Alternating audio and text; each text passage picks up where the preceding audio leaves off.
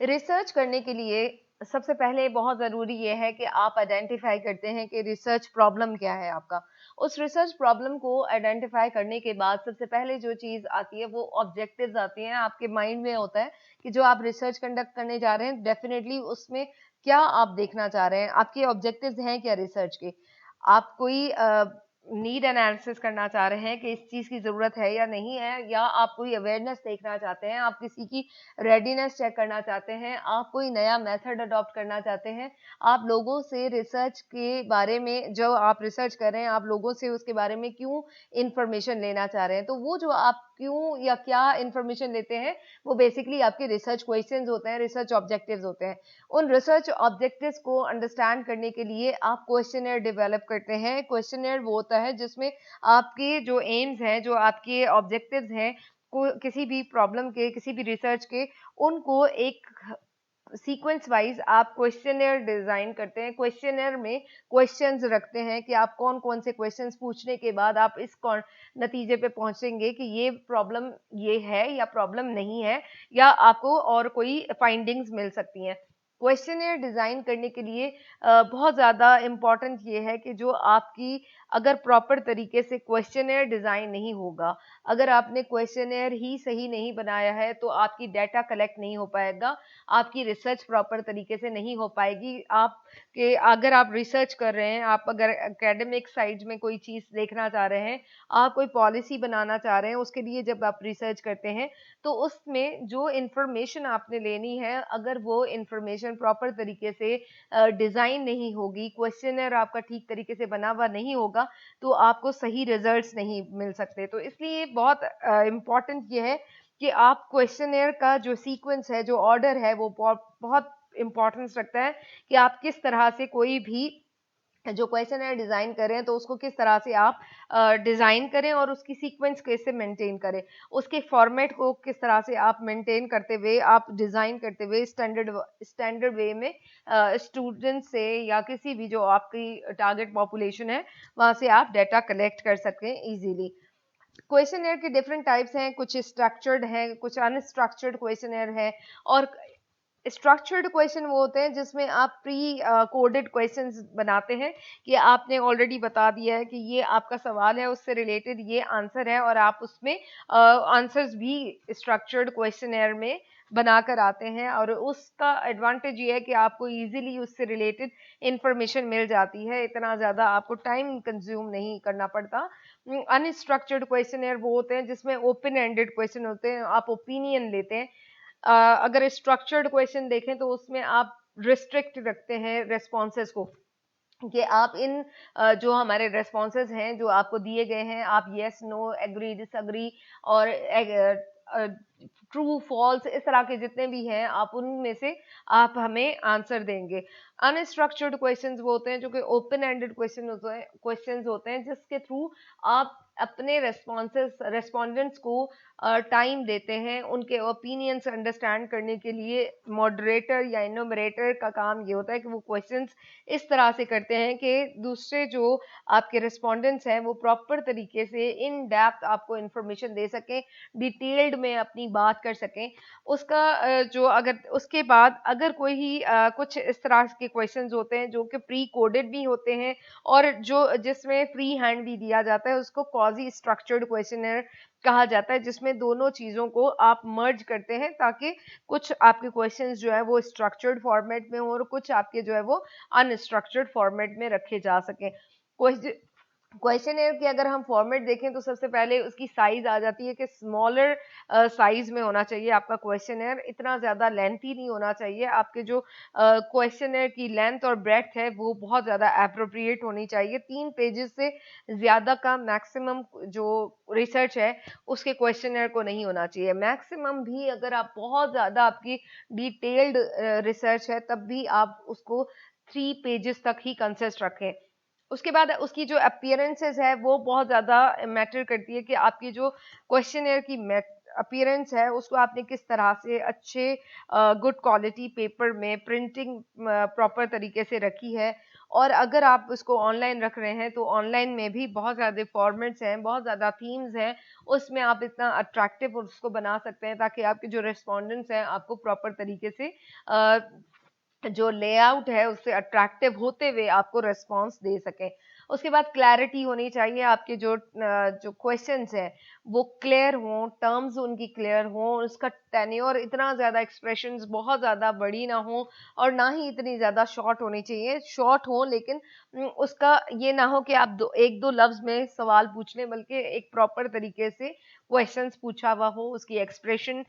थोड़े से लफ्ज़ों में आप प्रॉपर तरीके से वो मैसेज कन्वे कर सकें। उसके बाद सीक्वेंस बहुत ज़्यादा मैटर करता है कि आप किस तरह से क्वेश्चनेयर की सीक्वेंस रखते हैं, और इस सीक्वेंस में प्रेफरेंस बहुत ज़्यादा इंपॉर्टेंस रखती है कि आप किस क्वेश्चन को पहले रखते हैं। फॉर एग्जांपल अगर हम डेमोग्राफिक क्वेश्चंस पहले पूछ लें, पर्सनल क्वेश्चंस पहले पूछ लें, फॉर एग्जांपल आप ये पूछेंगे आपकी एज क्या है, आप कौन से ईयर में पढ़ते हैं, अगर आप स्टूडेंट से ले रहे हैं, अगर आप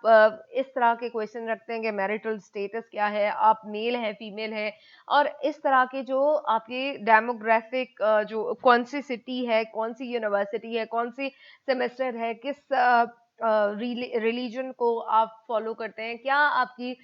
जो डिफरेंट एज ग्रुप है, इस तरह के क्वेश्चंस जितने भी आते हैं आप उसको फर्स्ट हैंड पे रखेंगे या आप उसको बिल्कुल एंड पे ले जाएं, लेकिन आपको प्रेफरेंस देखनी होती है कि आप किस तरह से इसको अरेंज कर रहे हैं। ये नहीं हो सकता कि अगर आप अगर फॉर एग्जांपल आप इस तरह के क्वेश्चंस पूछ रहे हैं कि आप ने पहले डेमोग्राफिक क्वेश्चन पूछा, उसके बाद आपके जो रिसर्च के क्वेश्चंस हैं, जो रिसर्च आपके ऑब्जेक्टिव्स हैं, उनसे रिलेटेड जब आप थीम बना लेते हैं, उन थीम्स से रिलेटेड जब क्वेश्चन स्टार्ट कर लें, उसके बाद बीच में फिर आप ये पूछें कि आर यू मैरिड और अनमैरिड, या आप ये पूछ लें कि आप स्टूडेंट हैं या टीचर हैं या आप हाउसवाइफ हैं या आप कोई और काम करते हैं, बिजनेस मैन है। तो इस तरह के क्वेश्चंस जो है वो जो रेस्पोंडेंट्स होते हैं उनके इंटरेस्ट जो है वो लूज कर जाते हैं, तो उस तरह से आपको प्रॉपर तरीके से आपकी रेस्पॉन्सेज नहीं मिलते। उसके बाद कम्युनिकेबिलिटी जो है वो बहुत ज्यादा मैटर करती है कि आप इस तरह से आपकी वर्डिंग होनी चाहिए आपके क्वेश्चनर की, जो रेस्पोंडेंट्स हैं उनके इंटरेस्ट के मुताबिक होना चाहिए। रेस्पोंडेंट्स को आप जब अपना क्वेश्चनर डेवलप करते हैं तो आपके जहन में होता है कि आपके रिस्पोंडेंट्स कौन से हैं, आपके रिस्पोंडेंट्स टीचर्स हैं, स्टूडेंट्स हैं, आपके एडमिनिस्ट्रेटर्स हैं, या जो सोसाइटी के दूसरे लोग हैं। तो आप उनको माइंड में रखते हुए उस तरह के सवाल पूछते हैं ताकि उनकी जो इंटरेस्ट लेवल है, उनका जो स्पैन है टाइम जो क्वेश्चनर को अंडरस्टैंड करने का, वो बहुत ज्यादा रह सके और आपको प्रॉपर तरीके से वो रिस्पॉन्स दे सके। स्पैन क्या है कि जब आप क्वेश्चनर डिजाइन करते हैं तो क्वेश्चन जो पूछा जाता है उसकी जो लेंथ होती है उसको स्पैन कहा जाता है। एक सवाल जो है वो आपकी 2 3 4 लाइनों तक ना हो, बल्कि आप कोशिश करें कम वर्ड्स यूज करें, इजी वर्ड्स यूज करें, और जो क्वेश्चन का स्पैन है वो शॉर्ट होना चाहिए और प्रॉपर होना चाहिए, क्लियर होना चाहिए, और इसको बहुत ज्यादा लेंथी नहीं होना चाहिए। अगर हम क्वेश्चनर की टाइप्स देखें तो उसमें रिस्ट्रिक्टेड जो क्वेश्चंस हैं उसमें यस नो क्वेश्चंस आ जाते हैं, जो क्लोज्ड एंडेड क्वेश्चंस हैं, चेक आइटम्स हो जाते हैं,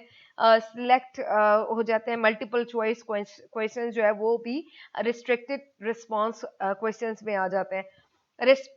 जो रिस्ट्रिक्टेड रिस्पांस क्वेश्चंस हैं वो बहुत ज़्यादा इजी होते हैं टैबुलेट करने में, कंपाइल करने में, इजीली आप उनको कंपाइल कर सकते हैं। अनरिस्ट्रिक्टेड जो क्वेश्चंस हैं या ओपन एंडेड क्वेश्चंस हैं उनको फिर आप थीमेटिक वे में एनालाइज करते हैं, थीमेटिकली आप उनको अंडरस्टैंड एनालाइज किया जाता है, उसके रेस्पॉन्सेज को फिर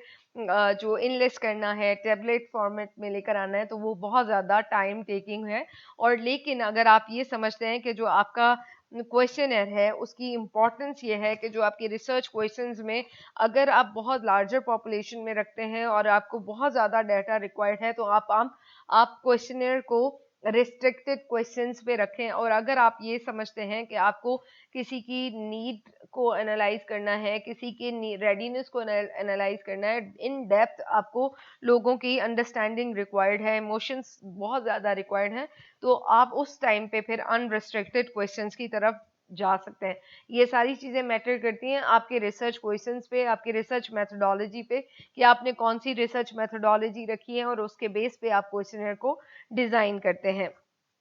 क्वेश्चनेयर को अगर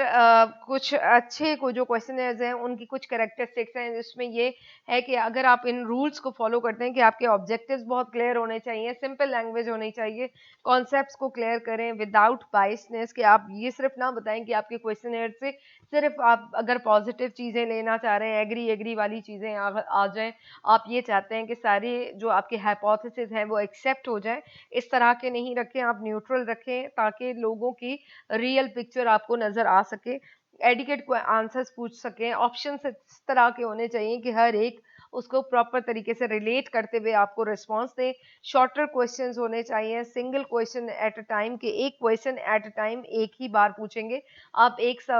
जो क्वेश्चन को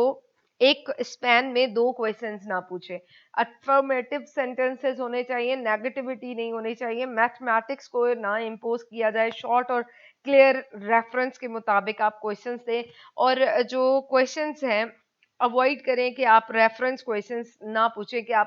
हमने आपसे क्वेश्चन नंबर 12 में ये सवाल पूछा था, आप क्या समझते हैं कि इसका आंसर, आप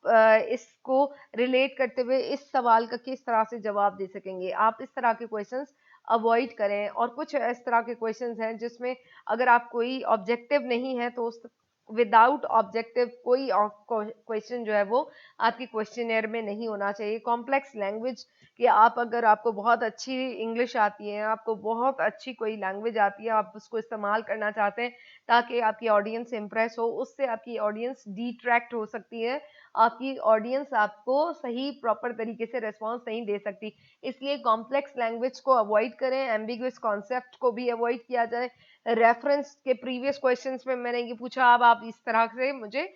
इसका रिस्पॉन्स दे सकते हैं, तो वो रिट्रीव करना बहुत ज़्यादा मुश्किल हो जाता है। लॉन्गर और वॉग जो रेफरेंसेस होते हैं वो ना पूछें कि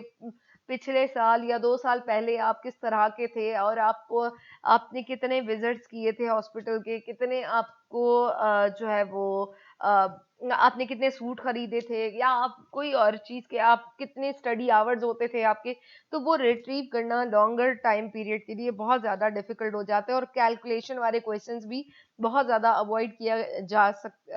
करने चाहिए। फॉर एग्जांपल अगर आप ये पूछें कि आप बताएं कि एवरेज पिछले साल आप कितने घंटे पढ़ते थे, या आप कितने ज़्यादा स्पेंड करते थे शॉपिंग पे, और आप ग्रोसरी लेने जाते थे तो आपके कितने अमाउंट लगता था, कितने चार्जेस आपको देने पड़ते थे, पार्किंग चार्जेस कितने, तो इस तरह के कैलकुलेशन वाले क्वेश्चंस ना पूछे जाएं, ताकि क्योंकि उसके प्रॉपर तरीके से humanly it is not possible कि वो आपको कैलकुलेट करके बता सकें।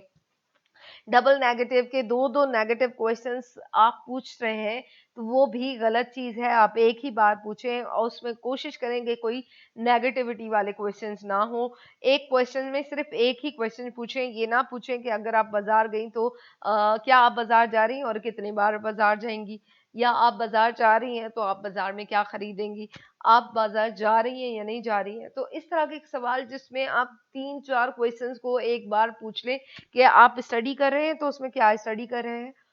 अगर आप पूछ रहे हैं सवाल में कि क्या आप स्टडी करते हैं तो ठीक है, वो यस नो का आंसर आ गया। उसके बाद आप दूसरे उस पे चले जाएं कि आप क्या स्टडी करें।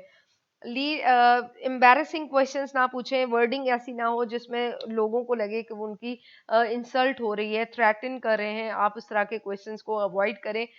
और उसके बाद जो रेस्पॉन्स क्वेश्चनर के रेस्पॉन्सेज होते हैं वो अगर हम देखें तो 4 टाइप्स पे आप उनको रेस्पॉन्सेज आपको स्टूडेंट्स देते हैं। सबसे पहले ये आइडेंटिफाई करें कि क्या आपके जो क्वेश्चनर में कॉम्प्रिहेंशन के क्वेश्चनर है,